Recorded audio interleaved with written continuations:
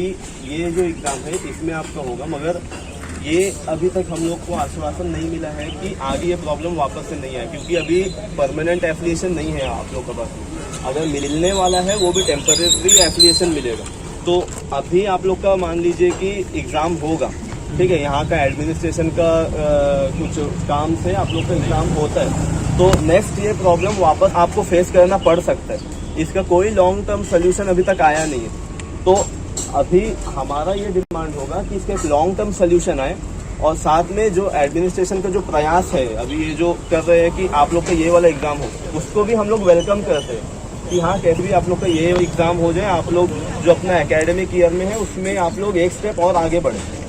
और साथ में सेक्रेटरी मैम ने ये भी कहा है कि अभी नेक्स्ट मंडे आप लोग में से और हमारे साथ एक बार उनसे आके हम लोग मीट करेंगे और वो अभी क्या स्टेटस चल रहा है वो बताएंगे।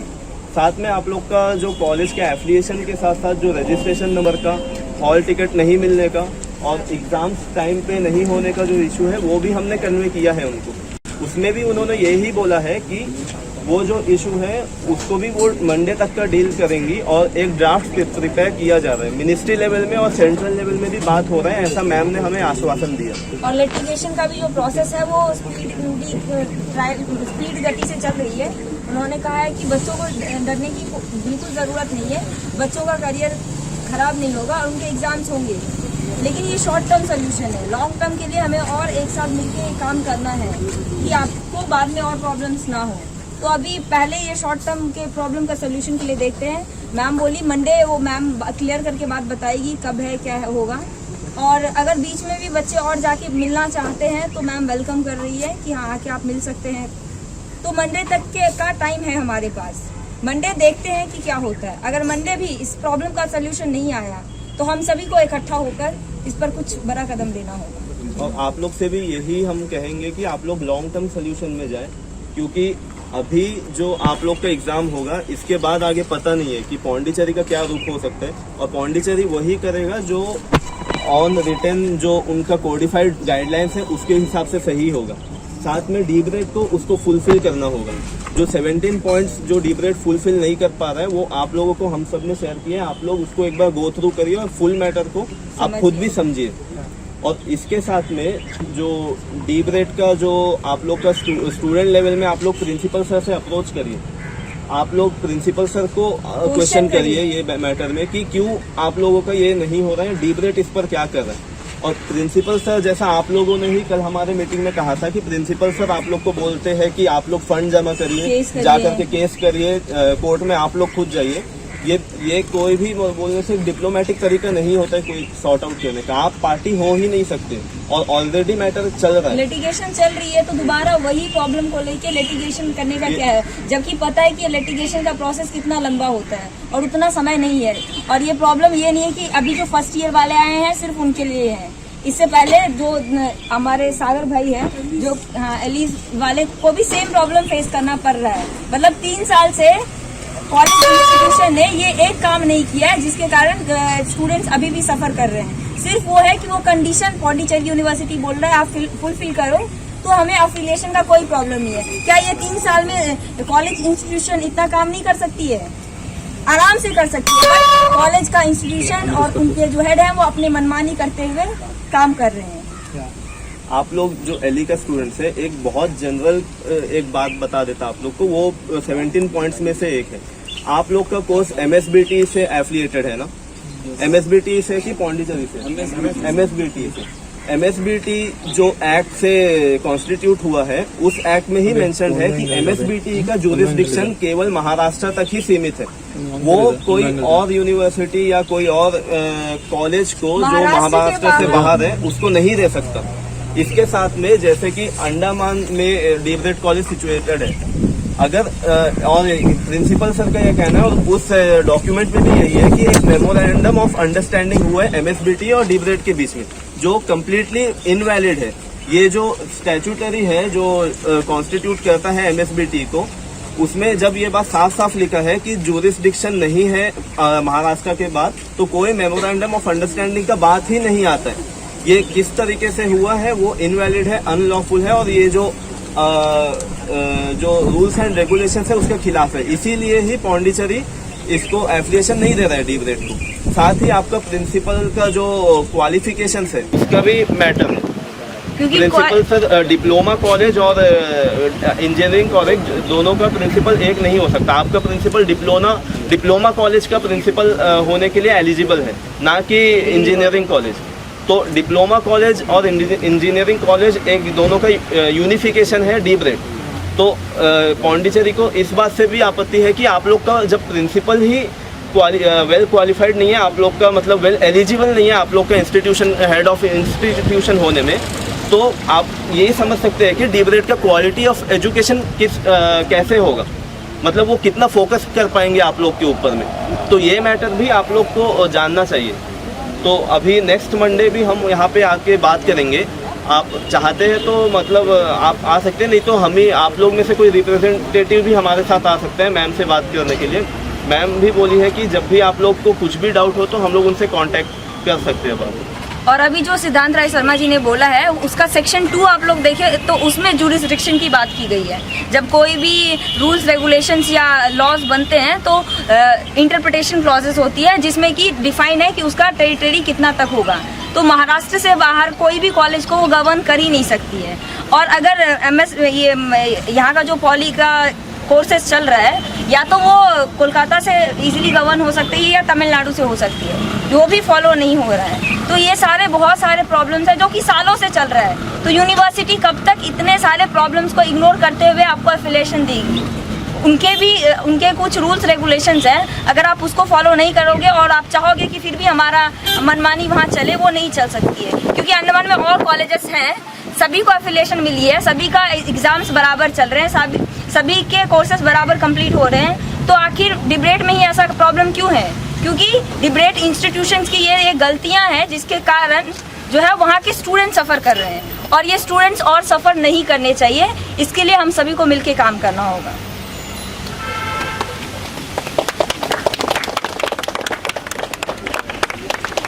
आप लोग कल सब लोग आए थे ना, कल जब हमारी मीटिंग हुई थी, कोई ऐसा है कि कल मीटिंग में नहीं आया था? आप लोग विशाल को नाम दे दीजिएगा, कॉन्टैक्ट नंबर भी शेयर कर दीजिएगा। कल अगर आप लोग मीटिंग में आए होते तो आपको पता होती कि वहाँ क्या बातें हुई है, कि कॉलेज से आपको बोला जा रहा है कि यूनिवर्सिटी की गलती है जिसकी वजह से आपको प्रॉब्लम हो रही है। बट यहाँ यूनिवर्सिटी की गलती नहीं है, कोई भी चीज़ के लिए क्वालिफिकेशन होता है। आप एडमिशन के लिए कॉलेज जाते हैं, क्वालिफिकेशन होता है 10th या 12th पास। अगर डिग्री के लिए जाते हैं 12th पास होना, तभी आपका एडमिशन मिलेगा। वो क्या है, क्राइटेरिया है। अगर कॉलेज ही आपका वो क्राइटेरिया फुलफिल नहीं करेगा जो कि पौंडीचेरी यूनिवर्सिटी देती है, तो यूनिवर्सिटी कैसे उनको एफिलिएशन देगा? आप 12th पास नहीं हो, आप चाहते हो कि मेरा डिग्री कॉलेज में एडमिशन हो जाए, होगा?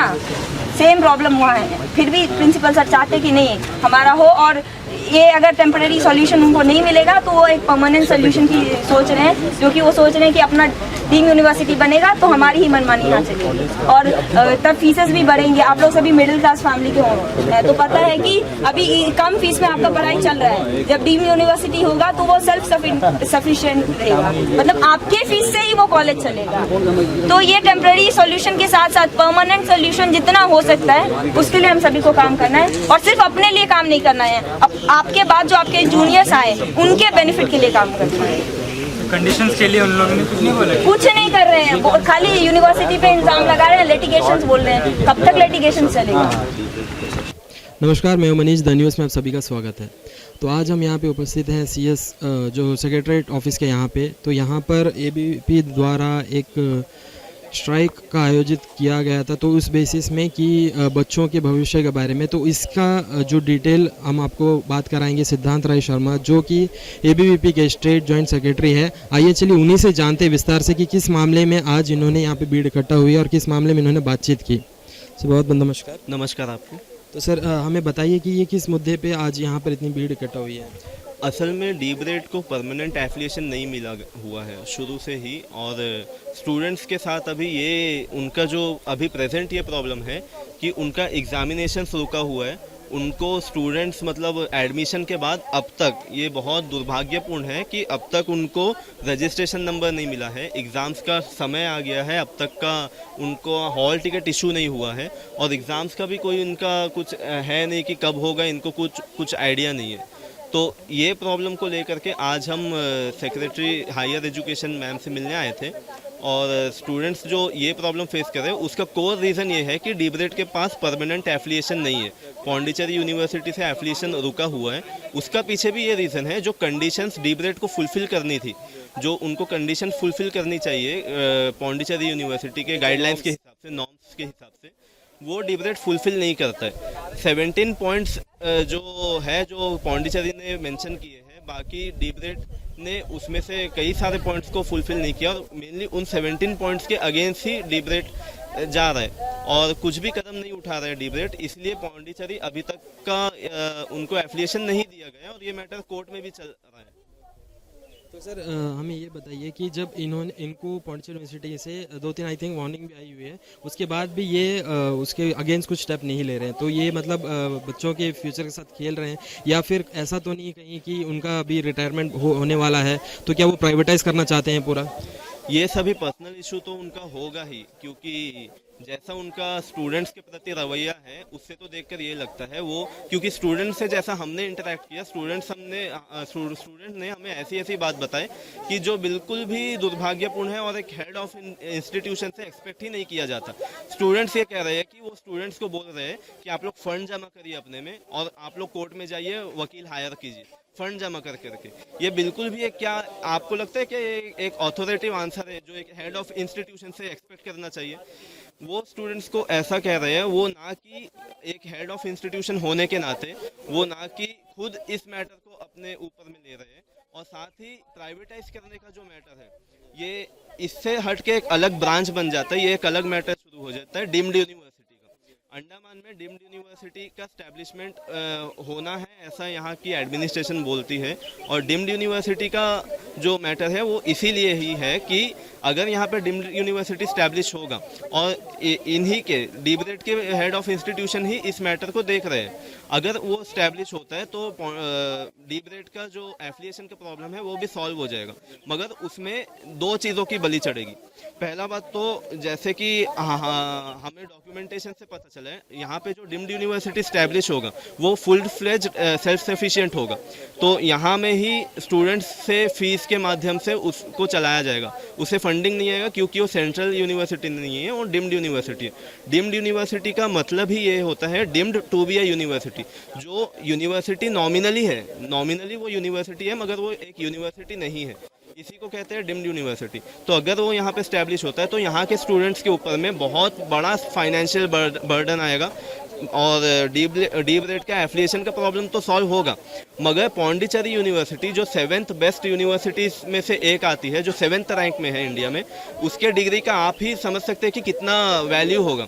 एक डीम्ड यूनिवर्सिटी जो अभी तक का स्टार्ट भी नहीं हुआ है और जो कि यूनिवर्सिटी ही नहीं है एक तरह से अगर हम देखें तो उसका अगर डिग्री अगर यहाँ के स्टूडेंट्स को दिया जाएगा तो अंडमान में ही नहीं बाहर भी उस डिग्री का क्या वैल्यू होगा। अभी इतना अच्छा एक पौंडीचेरी यूनिवर्सिटी जो कि एक सेंट्रल यूनिवर्सिटी है, उसका डिग्री हमें मिलता है, हम क्यों डीम्ड यूनिवर्सिटी और केवल एक इंस्टीट्यूशन की गलती को और एक हेड ऑफ द इंस्टीट्यूशन की गलती को छुपाने के लिए इतना बड़ा कॉम्प्रोमाइज़ पूरे अंडमान निकोबार के स्टूडेंट कम्युनिटी के लिए करें? तो सर अभी और एक बात हम जानना चाहिए, हमें पता चला है कि जैसे ये दो इसमें ये है, जैसे कि एक डिप्लोमा हो गया और एक बीटेक हो गया, तो हमें ये भी पता चले कि वो इतने क्वालिफाइड नहीं है कि वो इस जो पॉली के प्रिंसिपल बन सके। तो इसमें आप क्या राय है आपकी? पॉली के प्रिंसिपल बन सके, हाँ, क्योंकि डीब्रेड एक ऐसा इंस्टीट्यूशन है जो दो अलग अलग ब्रांचेस का यूनिफिकेशन है। बच्चों के करियर के साथ खिलवाड़ नहीं करेंगे।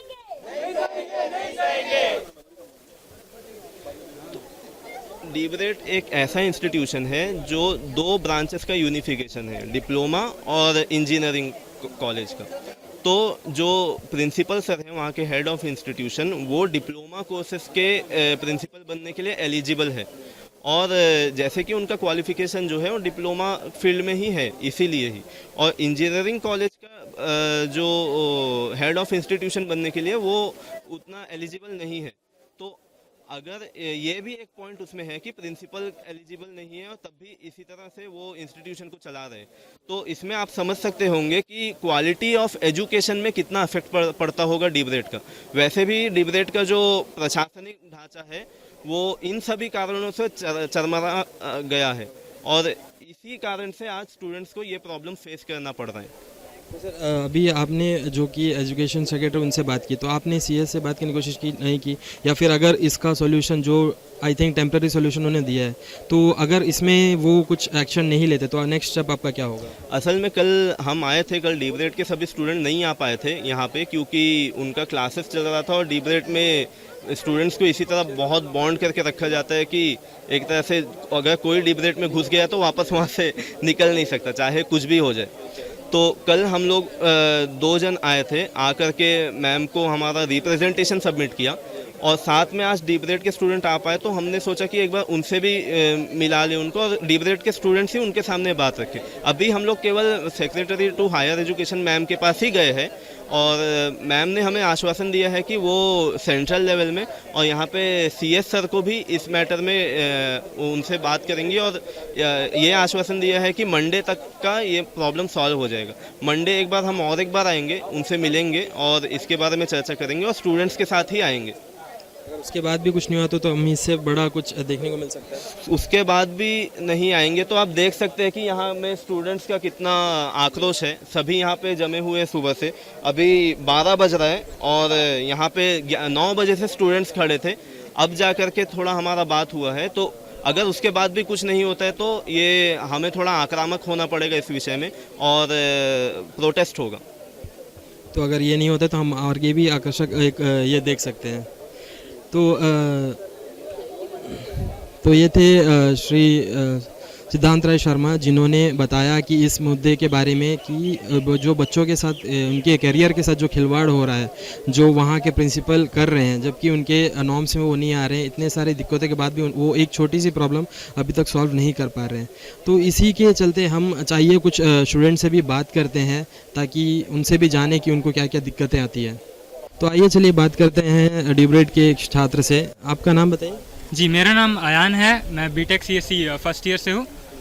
तो आप हमें बताइए कि हमें सुनने में आया कि फर्स्ट ईयर में जो मीटिंग हुआ था उसमें उत्पल जी ने ये कहा था कि आप फंड जमा करिए और एक अच्छे से वकील को करके इस मामले का मतलब ये करें। तो इसमें क्या राय है आपका? जी, तो जब मीटिंग हुआ था ना तो हम लोगों ने प्रिंसिपल सर से पूछा था कि कोर्ट में क्या चल रहा है, अभी स्टेटस क्या है, हम लोगों ने पूछा था। तो वो उन लोगों ने बताया कि चल रहा है केस और ऑर्डर भी आ चुका है प्रोविजनल एफिलिएशन के लिए, पर पौंडीचेरी कुछ नहीं कर रहा है। मतलब ओवरऑल कॉलेज जो है पौंडीचेरी के ऊपर अभी ब्लेम लगा रहा है, जबकि गलती कॉलेज का ही है।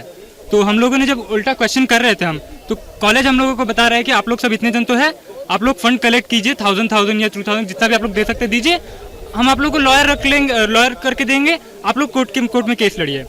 तो स्टूडेंट तो केस लड़ने के लिए नहीं है यहाँ पे, कॉलेज का गलती है वो। अभी वो स्टूडेंट को बता रहा है कि स्टूडेंट को वो पौंडीचेरी के खिलाफ कर रहा है, तो प्रिंसिपल इसमें या फिर कॉलेज जो है सेफ जोन में आ जाएगा इससे। तो ये हो रहा है आपको। तो आप अभी कौन से ईयर पे हैं? मैं अभी फर्स्ट ईयर में। तो आइए चलिए बात करते हैं एक और स्टूडेंट से। आपका नाम? सागर। आप कौन से ईयर पे? थर्ड ईयर एल स्टूडेंट है। स्टूडेंट है, ओके। तो सागर जी आप हमें बताइए कि ये कब से कितने साल से चल रहा है? ये लगभग 2 साल से चल रहा है। 2 साल हमारा अभी जैसा लेटरल एंट्री के स्टूडेंट्स है, सेकंड ईयर में एंट्री होता है, तो सेकंड ईयर हो गया, अभी थर्ड ईयर भी कंप्लीट हो गया ऑलमोस्ट, अभी एग्जाम्स है। अभी 4th सेमेस्टर है हमारा, तो 4 सेमेस्टर से एग्जाम नहीं हो रहा है हमारा। तो 4 सेमेस्टर का जैसे एक सेमेस्टर में 6 पेपर होते हैं, 4 सेमेस्टर में 24 पेपर हो गए। 24 पेपर को हम लोग एक साथ क्यों लिखेंगे और इसमें स्टूडेंट क्यों सफ़र कर रहे हैं? रजिस्ट्रेशन मैटर क्या स्टूडेंट में, इसमें स्टूडेंट्स का क्या गलती है?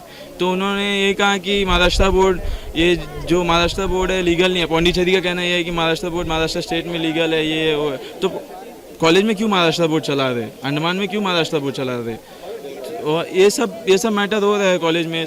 और हमारा प्रिंसिपल का कहना ये है कि जब भी जाएंगे पूछेंगे तो 2 हफ्ता में हो जाएगा, 3 हफ्ता में हो जाएगा, 1 हफ्ता में हो जाएगा, कल तक हो जाएगा, लेकिन कब तक होएगा? अभी तो 2 साल तो ऐसे ही पार हो गया, 2 साल से तो ऐसे बोल बोल के 2 साल पार हो गया, मतलब टाल रहे हैं। हाँ, नॉर्मली फीस वगैरह सब चलता है, फीस वगैरह सब नॉर्मली लेते हैं, जैसे बाकी बच्चे से लेते हैं वैसे हमारे साथ भी नॉर्मल फीस वगैरह सब चलता है, फीस लेना देना सब चलता है, बराबर फीस लेता है, एग्जाम्स वगैरह सब कुछ नहीं होता, बस प्रैक्टिकल एग्जाम्स होता है, वो भी एडमिशन नंबर के थ्रू, जो एडमिशन प्रोटोकॉल में शुरू में मिलता है हम लोगों को, जो इन लोग जनरेट करते हैं। पौंडीचेरी में अभी तक का हम लोग का कोई एफिलिएशन, मतलब कोई रजिस्ट्रेशन हुआ ही नहीं है हम बच्चों का, तो पौंडीचेरी को पता ही नहीं, आइडिया ही नहीं है कि हम बच्चे यहाँ कॉलेज में पढ़ रहे हैं करके। जबकि एफिलिएशन नहीं है, और ये प्लस अभी और भी स्टूडेंट्स ले चुके हैं। हाँ, अभी पहले ये सिर्फ हम तक थे, पहले सिर्फ हमारा प्रॉब्लम था, अभी तो फर्स्ट ईयर के साथ भी हुआ है, फर्स्ट ईयर 2 सेमेस्टर से एग्जाम नहीं दे रहे, अभी उनका सेकंड सेमेस्टर चल रहा है।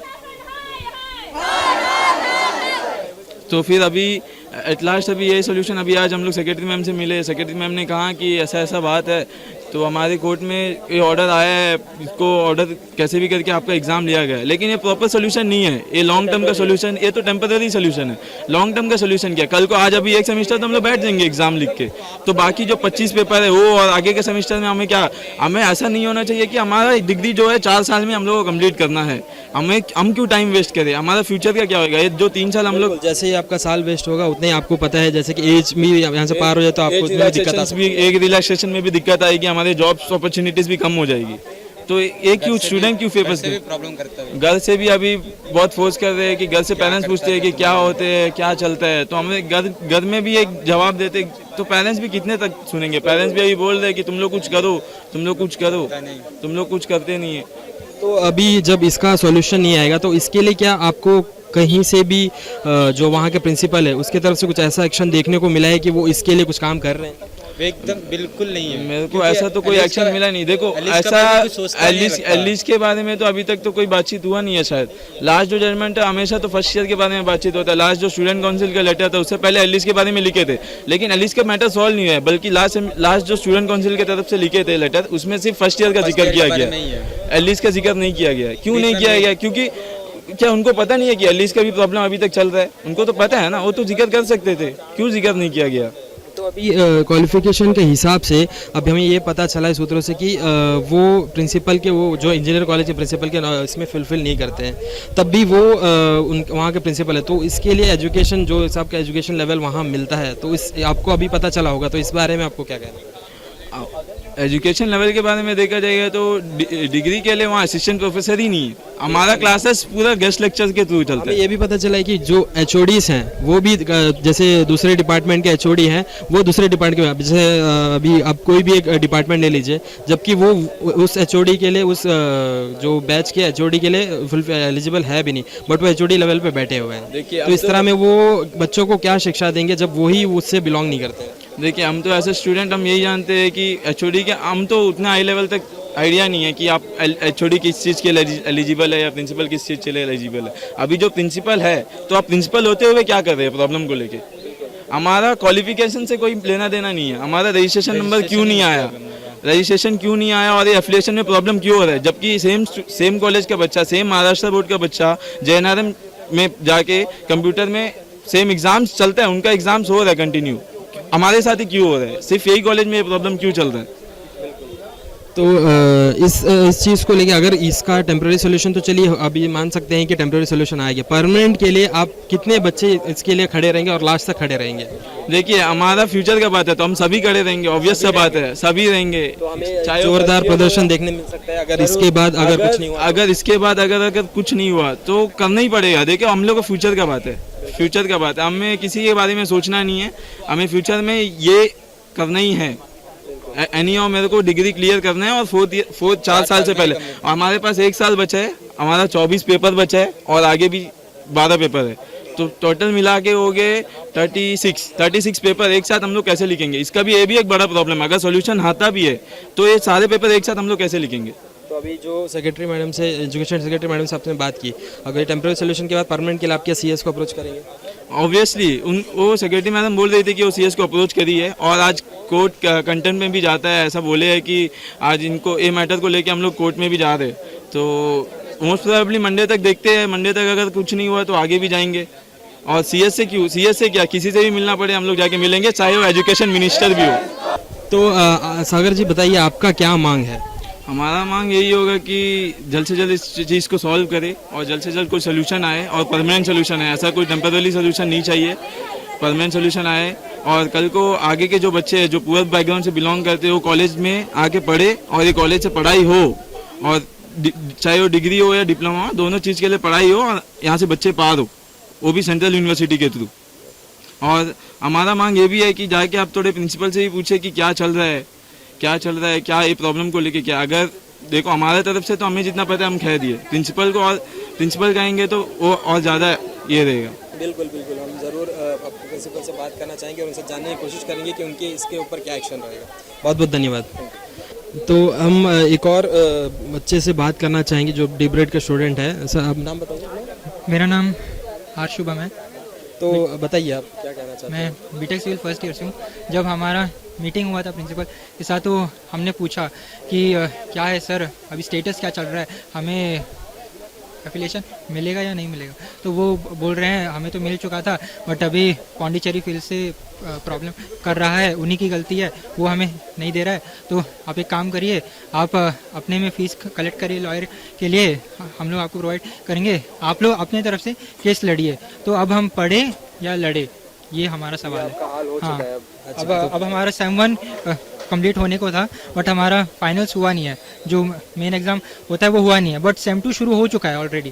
तो हम सेम 1 भी पढ़ रहे हैं, सेम 2 का भी प्रिपरेशन कर रहे हैं, ऊपर से ये बोल रहे हैं कि कोर्ट जाओ, ये करो वो करो। अब हम करें तो क्या करें, ये सवाल है।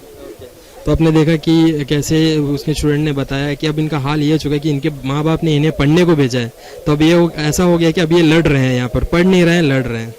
तो ये थे डी ब्रेड के स्टूडेंट जिन्होंने उनकी तकलीफ़ें बताई, जिन्होंने बताया है कि क्या वहाँ के प्रिंसिपल कुछ एक्शन नहीं ले रहे हैं इसके बिहाफ में।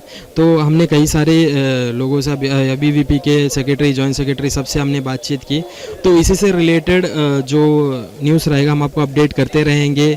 जो मंडे इन्होंने टाइम दिया है, एजुकेशन सेक्रेटरी जो है इन्होंने टाइम दिया, मंडे तक का टेम्प्रेरी सोल्यूशन दिया है, तो हम इसमें आपको अपडेट देते रहेंगे। हम ये भी देख सकते हैं अगर इसमें कुछ फैसला नहीं आता है या वहाँ के प्रिंसिपल इसके ऊपर कुछ कदम नहीं उठाती है तो इससे भी बड़ा कोई प्रदर्शन या स्ट्राइक हम देख सकते हैं।